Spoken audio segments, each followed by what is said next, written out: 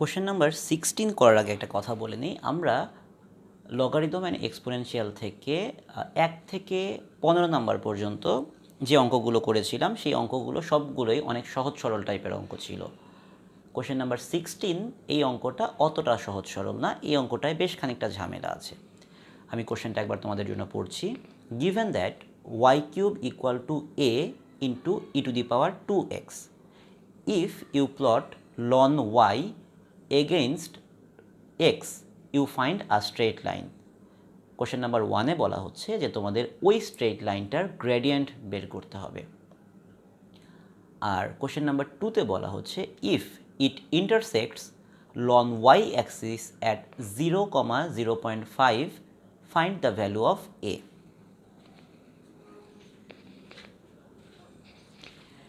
এখানে খেয়াল করো আমরা যে কাজটা করব, প্রথম কথা হচ্ছে যে যেহেতু বলাই হয়েছে ln y-কে আমি x এর রেসপেক্টে ড্র করব, কাজে একটা ln y আমার আনার ব্যবস্থা করতে হবে। সো আমরা উভয় দিকেই ln নিয়ে ফেলি। ln y cube equal to ln a e to the power 2x।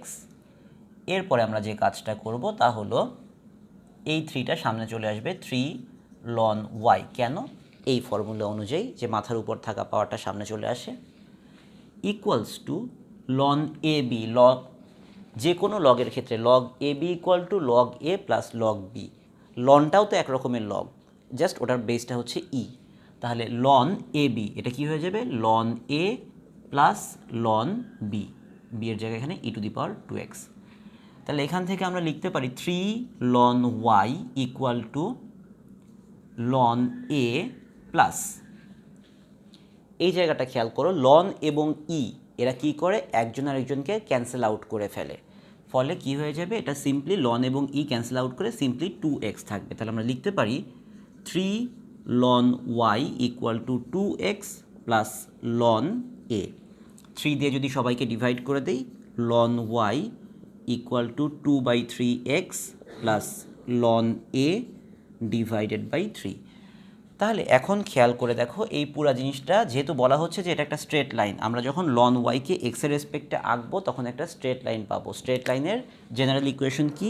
y equal two mx plus c। তাহলে খেয়াল করো, x এর জায়গায় x, y এর জায়গায় ln y। কারণটা কি? যে আমরা যখন এই অ্যাক্সিসটা আঁকছি এই দিকে x এর ভ্যালু দিচ্ছি আর এই দিকে y এর পরিবর্তে ln y এর ভ্যালু দিচ্ছি। আর সি এর ভ্যালুটা এখানে কত? ln a ডিভাইড বাই 3, আর এম এর ভ্যালুটা হচ্ছে 2/3। এখান থেকে আমরা কি পাচ্ছি? m equals to 2/3। তো আমার যে স্ট্রেট লাইনটা হবে সেই স্ট্রেট লাইনটার গ্রেডিয়েন্টের ভ্যালুটা তাহলে কত চলে আসলো? 2/3। এই এক্সপ্রেশন থেকে আমরা পেয়ে গেলাম। এটা আমাদের 1 নম্বর প্রশ্নের উত্তর।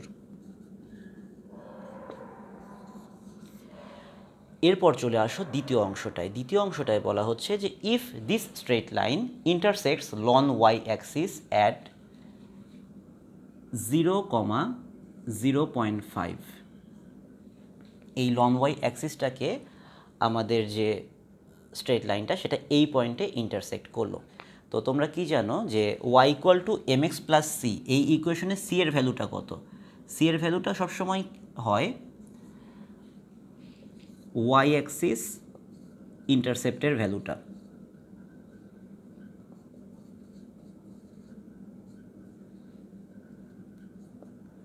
তো এখানে y অ্যাক্সিস ইন্টারসেপ্টের ভ্যালুটা কত? 0,0.5। তাহলে y অ্যাক্সিস ইন্টারসেপ্ট হবে 0.5। আর c এর ভ্যালুটা আমরা এখানে কত বের করেছি? সেটা হলো ln a ডিভাইডেড বাই 3। তাহলে এখান থেকে আমরা কি পাচ্ছি? ln a equal to 0.5 into 3 অর্থাৎ 1.5। তাহলে এর ভ্যালুটা কি হবে? ln উঠে গেলে ই চলে আসে, তোমরা সকলেই সেটা জানো। তাহলে এর ভ্যালুটা হবে ই টু দি পাওয়ার 1.5। তো ই টু দি পাওয়ার 1.5 2.718 এর উপর টু দি পাওয়ার 1.5, এটা আসলে মুখস্থ ভ্যালু আমাদের কারোই বোধহয় নেই, এটা আমরা ক্যালকুলেটর ইউজ করে বের করে ফেলব। ক্যালকুলেটর ইউজ করলে এই ভ্যালুটা চলে আসে a ইকুয়ালস টু 4.48। এটা আমাদের দ্বিতীয় অংশটার অ্যান্সার। আমাদেরকে এর ভ্যালুটা বের করতে বলেছিল, এর ভ্যালুটা আমরা বের করে ফেললাম।